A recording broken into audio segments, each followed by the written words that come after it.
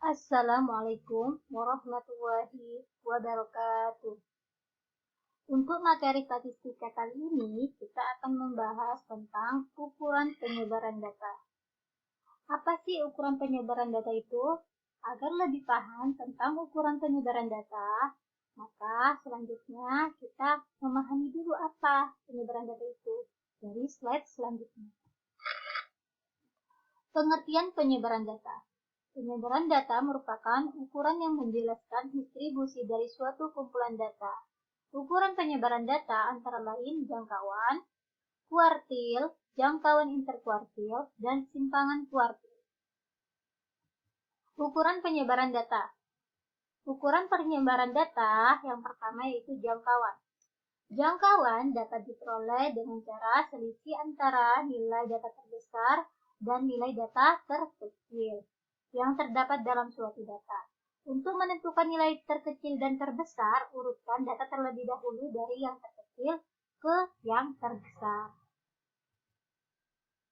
Ukuran penyebaran data selanjutnya yaitu kuartil dapat diperoleh setelah data diurutkan dari yang terkecil, kemudian dibagi menjadi 4 bagian yang sama.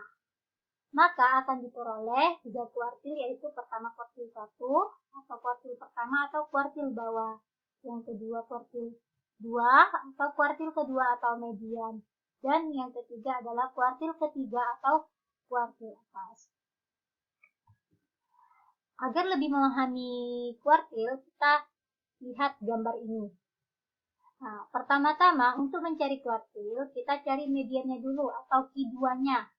Nah, median itu kan nilai tengah dari data. Jadi, seumpama datanya ganjil, nilai tengahnya pastinya ada di tengah-tengah data. Jika datanya genap, maka 2 data di tengah-tengah. Setelah itu, setelah mendapatkan mediannya, lanjut kita mencari dari di sini dicari, ambil titik tengahnya lagi. Jadi ini disebut Q3, begitupun ini Q1-nya.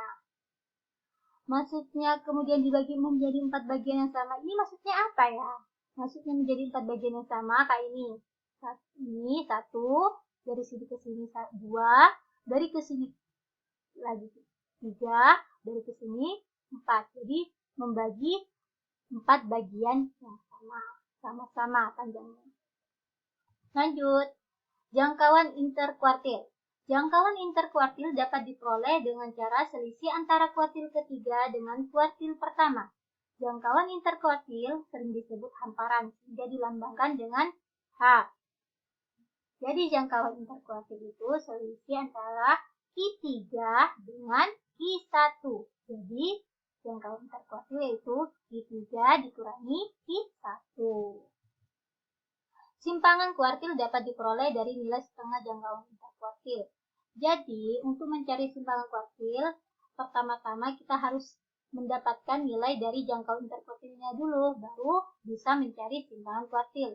Simpangan kuartil yaitu setengah dari hasil jangkauan interkuartil. Agar lebih paham dengan penyebaran data, ukuran penyebaran data, lanjut ke contoh soal. Contoh soal pertama, tentukan jangkauan kuartil bawah Q1, kuartil tengah atau median Q2, kuartil atas atau Q3, jangkauan interkuartil dan timbangan kuartil dari data berikut. 7, 8, 8, 9, 4, 3, 7, 9, 5, 7, 6, 5, 6 adalah jawab. Pertama kita mencari jangkauannya dulu. Jangkauan ya. Untuk mencari nilai jangkauan, kita harus mengurutkan terlebih dahulu dari nilai terkecil ke nilai terbesar. Setelah mendapatkan kayak gini udah urut, maka nilai terkecilnya yaitu 3 dan nilai terbesarnya adalah 9. Maka jangkauan, masih ingat tidak tadi penjelasan jangkauan adalah selisih antara nilai terkecil dan nilai terbesar. Maka jangkauannya adalah 9 dikurangin 3 sama dengan 6. Kuartil. Untuk mencari kuartil, kita harus mengurutkan juga terlebih dahulu. Ini ya, diurutkan. Kita ambil ini aja. Di sini kan masih belum urut. Ambil. Terus habis itu, untuk mencari kuartil, kita cari mediannya dulu. Untuk mencari median, 3 dicoret sama 9, 9 dicoret sama 4, 5 dicoret sama 8, 5 lagi dicoret sama 8, 6 dicoret sama 7, 6 dicoret sama 7. Jadi, mediannya ketemu ini. Jadi, Q2-nya, kan median itu sama saja dengan Q2. Jadi, Q2-nya sama dengan 7. Setelah itu, dari sini ke sini, kita bagi lagi. Titik tengah dari sini ke sini berapa? Oh, ini titik tengahnya. Karena titik tengahnya ada di sini, maka Q1-nya yaitu, karena tengahnya ada di sini, maka kita ambil yang ini dengan yang ini. Kita ambil yang ini sama yang ini ya. Jadi Q1-nya 5 ditambah 5 per 2. Kenapa dibagi 2? Karena datanya yang diambil 2. Jadi sama dengan 5. Begitupun ini. Ini kan datanya ada di tengah-tengah sini ya. Tengah-tengah sini. Jadi yang diambil Q3-nya 8 ini dan juga 8 ini. Jadi 8 ditambah 8 per 2 sama dengan 8. Jadi ketemu Q3-nya 8, Q2-nya 7, Q1-nya 5. Setelah itu, kita mencari jangkauan interkuartil. Masih ingat nggak jangkauan interkuartil itu apa? Iya, jangkauan interkuartil yaitu selisih antara Q3 dengan Q1. Ini selisih Q3-nya 8. Selisih ini cara selisihnya yaitu mengurangi Q3 8 dikurangi dengan Q1-nya. 8 dikurangi 5 sama dengan 3. Jadi jangkauan interkuartilnya ketemu 3. Sekarang lanjut ke simpangan kuartil. Untuk mencari simpangan kuartil, masih ingat nggak apa itu penjelasan simpangan kuartil? Betul. Simpangan kuartil adalah setengah dari hasil jangkauan interkuartil. Karena jangkauan interkuartilnya sudah didapatkan, yaitu 3, maka simpangan kuartilnya yaitu setengah dari hasil ini, jangkauan interkuartil. Jadi setengah dikali 3 sama dengan 3 per 2. Contoh soal kedua. Perhatikan nilai ulangan harian SMP Insan Permata sebagai berikut. Nilai 50 mendapatkan sebanyak 13 siswa, 60 sebanyak 10 siswa, 70 sebanyak 15 siswa, dan seterusnya. Dari data di atas, tentukan kuartil bawah, kuartil tengah atau median kedua, kuartil atas atau ketiga, dan jangkauan interkuartil. Untuk data tunggal berkelompok yang menggunakan frekuensi, kita bisa menggunakan rumus sebagai berikut. Ya.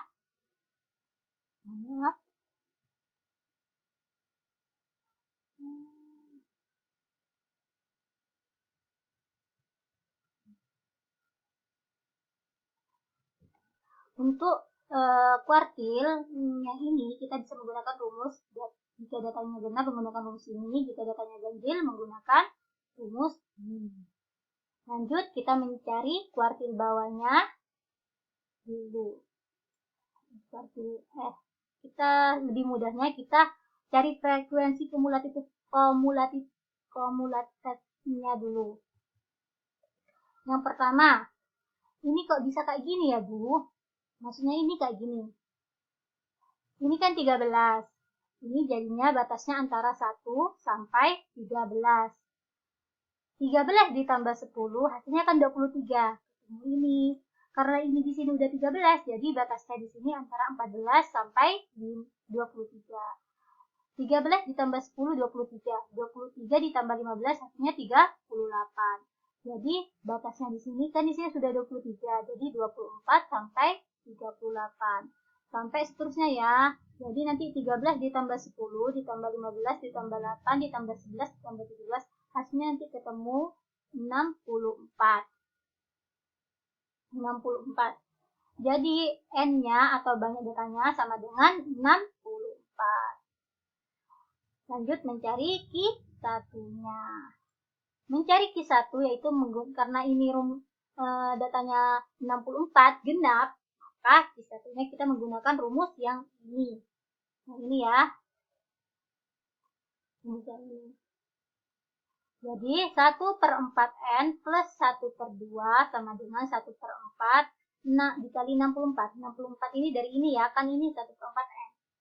Plus 1/2 sama dengan 16 dikurangi 0,5. 16 dikurangi 0,5 hasilnya 15,5. Jadi datanya ada di data Q1-nya dari data ke 15,5. Nah, 15,5 ini ada di mana? Coba diperhatikan lagi. 15,5 ini ada di data ke berapa? Oh, di sini, di tengah-tengah sini ya jadinya 15,5. Jadi, karena datanya ada di sini, maka Q1-nya yaitu nilai 60. Lanjut mencari Q2-nya. Q2 sama dengan 2/4N plus 1/2. Ini kok beda ya, Bu? Ini 1/4, kok ini 2/4. Coba diperhatikan ini. Jika I-nya 1, maka di sini 1/4. Jika I-nya 2, maka 2/4. Jika I-nya 3, 3/4. Begitu ya? Ya. Plus 1/2 sama dengan 2/4 dikali 64. Ini bicara ketemu 132 dikurangi 0,5. Ini 1/2 kita buat seperti ini sama dengan 31,5. Jadi Q2-nya ada di data ke 31,5. Coba perhatikan data 31,5 ini ada di mana? Di sini enggak?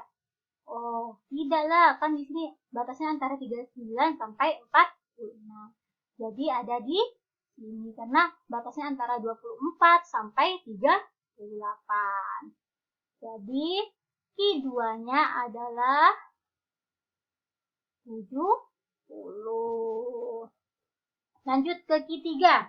3/4 N plus 1/2 sama dengan 3/4 dikali 64.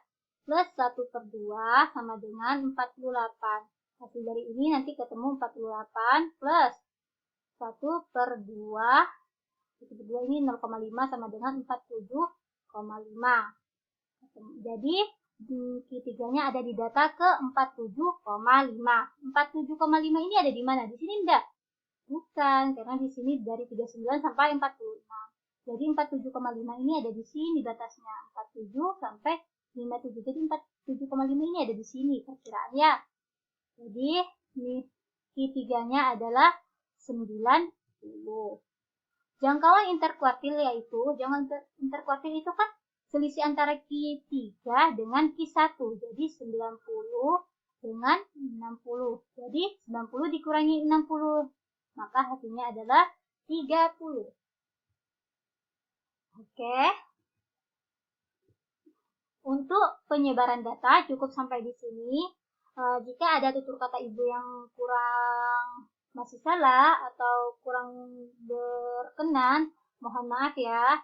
Sekian, terima kasih. Wassalamualaikum warahmatullahi wabarakatuh.